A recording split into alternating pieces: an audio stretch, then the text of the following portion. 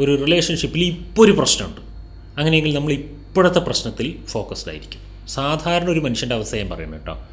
ഇനി ഇപ്പോൾ റിലേഷൻഷിപ്പിന് പ്രശ്നമൊന്നുമില്ല എന്ന് വിചാരിച്ചോ, അങ്ങനെയെങ്കിൽ എത്ര ദിവസം അങ്ങനെ പോവുകയാണാവോ? കുറച്ച് നാളുകൾക്ക് ശേഷം ഇനിയിപ്പോൾ ഇതൊക്കെ മാറി മറിയോ എന്നുള്ളൊരു ടെൻഷനാവും.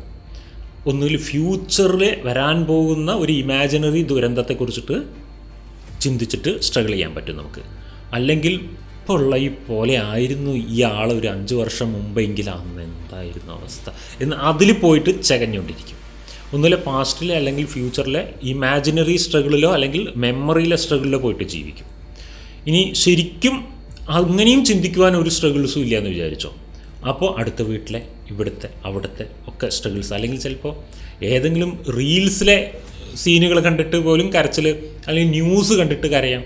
അമേരിക്കൻ പ്രസിഡൻ്റ് എടുത്ത തീരുമാനത്തെക്കുറിച്ചിട്ടൊക്കെ ചിന്തിച്ച് ഇവിടെ സ്ട്രഗിൾസ് ക്രിയേറ്റ് ചെയ്യാൻ വേണമെങ്കിൽ. അതായത് നമ്മൾക്കൊരു സ്ട്രഗിൾസ് ഫൈൻഡ് ചെയ്യുകയും എന്നിട്ട് അതിനെ അപലപിച്ചുകൊണ്ട് ദയനീയാവസ്ഥ സൃഷ്ടിക്കുകയും ചെയ്യുന്നൊരു സ്വഭാവമുണ്ടെങ്കിൽ അതിനുള്ള റീസൺ നിങ്ങൾ കണ്ടുപിടിച്ചിരിക്കും.